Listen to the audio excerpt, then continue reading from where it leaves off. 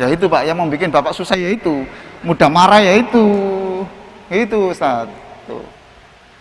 Tapi kalau diakhiri Ar-Rahman, Allah dipuji dulu Pak, dipuji dulu. Engkau maha pengasih, engkau maha memberi rezeki, engkau maha penyembuh, aman Nabi, saya yakin ya Allah, yakin. Sedikit pun saya nggak ada keraguan, sungguh pokoknya yakin. Tapi inilah doaku, inilah permintaanku. Engkau maha tahu saya sudah berusaha, engkau pasti mencium bau keringatku untuk usaha ini, engkau pasti mengerti bahwa saya untuk cita-cita ini saya sudah berdarah-darah. Sekarang tugas saya sudah selesai, berdoa yes, usaha yes, sekarang saya pasrah kepadamu. Saya yakin kalau doa itu diakhiri dengan pola surat Al-Mulk ayat 29, insya Allah lumayan, kita tidak gampang marah, betul Pak ini? Tidak. Subhanallah, yang namanya marah itu ya akibat begini-begini nih, salah. Jadi ada kejadian yang tidak cocok dengan keinginan kita, seolah-olah Allah itu katanya Allah maha ini ya. Nah, sekarang untuk mengobati itu lagi supaya tidak stres, yang terapi sholat bahagia. Coba lihat surah Maryam ayat 4. Surat apa? Maryam ayat 4. Masya Allah, Nabi Zakaria ini luar biasa. Sempatnya Nabi Pak, sampean ketua RT. Ya, Nabi itu. Coba bayangkan, Nabi Zakaria itu ingin punya anak itu sampai umur berapa? Tidak diberi anak itu. Umur berapa? Di sini perhatikan surat Maryam ayat 4. Qala rabbi inni wahanal 'azmu minni washta'ala ar-ra'su shayban wa lam akum bidu'aika rabbi syaqiyya. Wahai Allah, Tuhanku, inni wahanal 'azmu minni, tulangku sudah lemah. Kalau digerakkan itu sudah muni krek krek, kayak tulangnya Bapak. Rukuk krek, Sami Allah. Itu kalau jamaah tua-tua di masjid itu kalau sepi itu kedengaran. Krok krok krok krok krok. Nabi Zakaria, saya ini ingin punya anak ini sampai sekarang ini tulangku sampai lemah, washta'ala ar-rassu syaiba, dan rambut saya ini sudah berkilau dengan uban. Perhatikan kata-katanya, walam akum bidu'aika rabbi syaqiyya. Wahai Allah, saya belum pernah kecewa dalam berdoa kepada Engkau. Saya ini walaupun ngajarkan begini Pak ya, jujur ya, saya jangan memandang saya itu seperti yang saya ucapkan. Kecelik Pak, tertipu Bapak. Makanya saya berkali-kali mengagumi orang itu jangan lewat ceramahnya.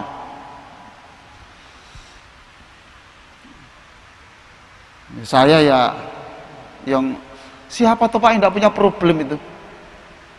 Wajah Bapak ini orang punya problem semua. Ini problem.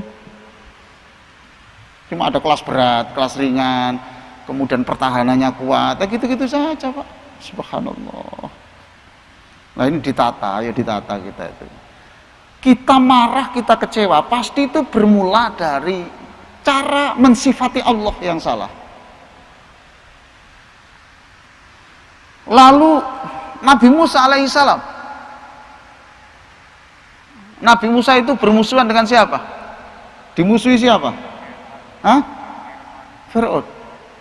Nabi Musa itu berdoa terus gimana cara menumpas satu orang ini.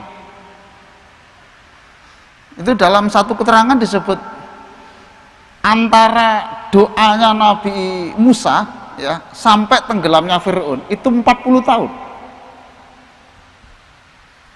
Sampai mau menunggu doa sampai 40 tahun. Hah? Lah kenapa enggak mau? Berarti Bapak mendikte Allah, jangan sampai 40 tahun. Ayo, kembali lagi Bapak memaksa. Masa Bapak memaksa, ya Allah kabulkan doa saya ini, paling akhir tahun ini, paling lambat akhir tahun ini, gitu toh. Jadi kita ini luar biasa. Kita ini seringkali melakukan pemaksaan kehendak kepada Allah, seolah-olah Allah itu ditundukkan dengan mantra-mantra. Saya bacakan ini, nanti Allah akan tunduk kepada saya. Saya bacakan ini nanti. Maka sekali lagi hindari memaksa Allah. Fa innaka taqdi wala yuqda alaik. Ya Allah, engkau itu punya hak untuk membuat keputusan dan tidak ada makhluk yang berhak memaksa Allah punya keputusan. Dan apakah keputusan Allah itu cocok dengan kita atau tidak? Tidak ada hubungannya cocok dengan kita atau tidak, tetapi keputusan Allah itu pasti atas dasar pertimbangan Allah yang kata Allah, wallahu ya'lamu wa antum la ta'lamu. Allah tahu dan kau tidak tahu. Allah tahu barang yang gaib itu yang akan datang. Gini loh Pak ya, coba sekarang sebagai penutup ceramah ini. Sekarang Bapak saya tanya, ya. Bapak tipe yang mana dalam beragama ini? Tapi saya mengambil apa yang dikatakan oleh Erich Fromm, pakar psikoanalisis. Image love says I love you because I need you. Mutual love says I need you because I love you. Coba perhatikan sini. Bapak pilih yang mana? Saya cinta engkau karena saya membutuhkan engkau. Nomor 1. Apa tadi? Saya cinta engkau. Oke, 1. Nomor 2. I need you because I love you. Saya membutuhkan engkau karena aku cinta kepadamu. Pilih yang mana? Yang kedua. Yang kedua. Coba. Bapak kok bingung kenapa? Saya ulang ya. Image love says I love you because I need you. Aku mencintaimu karena aku membutuhkan engkau. 1. Yang kedua, I need you because I love you. Saya membutuhkan engkau karena aku mencintaimu. Bapak tadi kedua. Saya bingung nggak? Saya bingung. Ustaz? Kedua. Pak dokter? Kedua-duanya tidak. Nah terus, kedua-duanya apa Pak? Iya, enggak apa-apa. Jadi ini tadi saya tes sebelum saya ceramah ini, saya tes kepada istri saya itu. Coba ini mana yang pilih? Bingung. Udah kalau bingung nanti nggak saya pakai ceramah kalau gitu. Sekarang gini ya, saya cinta kamu karena saya membutuhkanmu. Berarti cintanya karena apa? Betul. Saya membutuhkan kamu karena saya mencintaimu. Berarti yang ditekankan cintanya. Bapak ini ya. Ini dikatakan oleh Erich Fromm psikoanalisis ini dikatakan yang milih kedua itu tandanya orang dewasa.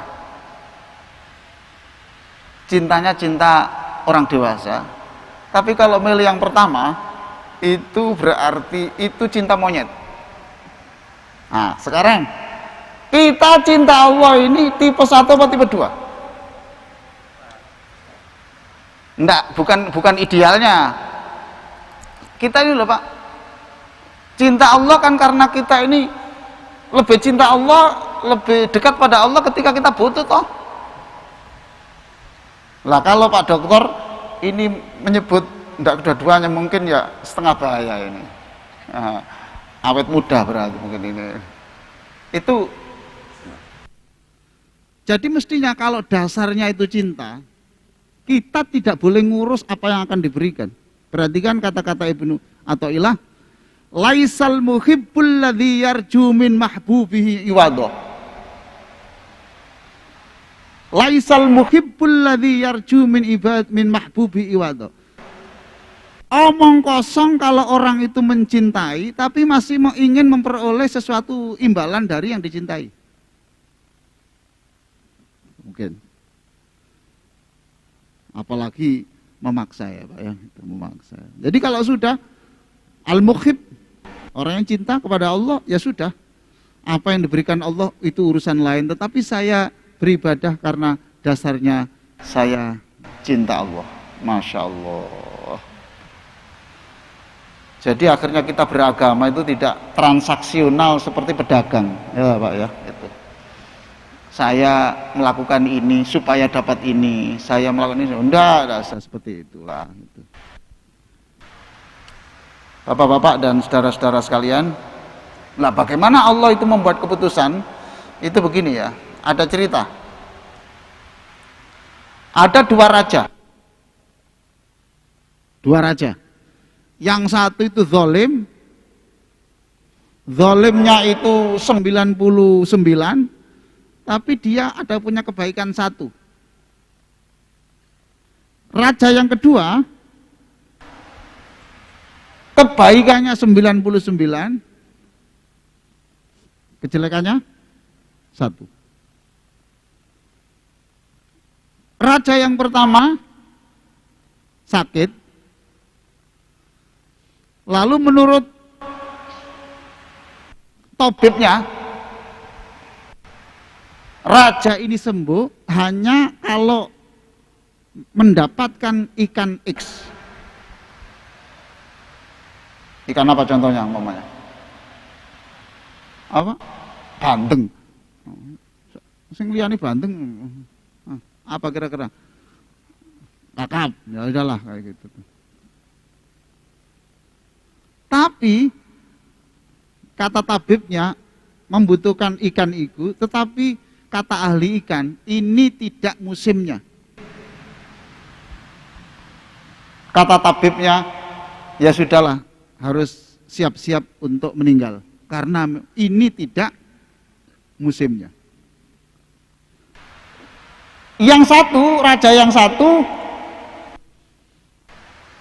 sakit yang sama, tabibnya mengatakan obatnya hanya 1, yaitu ikan, dan alhamdulillah ini musimnya. Berarti yang punya harapan hidup yang mana? Raja 1 apa 2? Hah? 2. Itu nalar. Itu nalar. Allah di dalam membuat keputusan tidak harus cocok dengan nalar kita. Ternyata ketika raja yang zalim tadi itu sakit, tidak musimnya ikan, Allah menyuruh malaikat ikan yang di sarangnya sana, yang tidak jadwalnya keluar, sekarang keluarkan. Dapatlah ikan, dan akhirnya raja yang zalim itu sembuh. Nah, untuk raja yang kedua, ini musimnya, lalu Allah mengatakan, malaikat, ini memang musimnya keluar, tapi tolong itu ikan itu masukkan lagi ke sarangnya.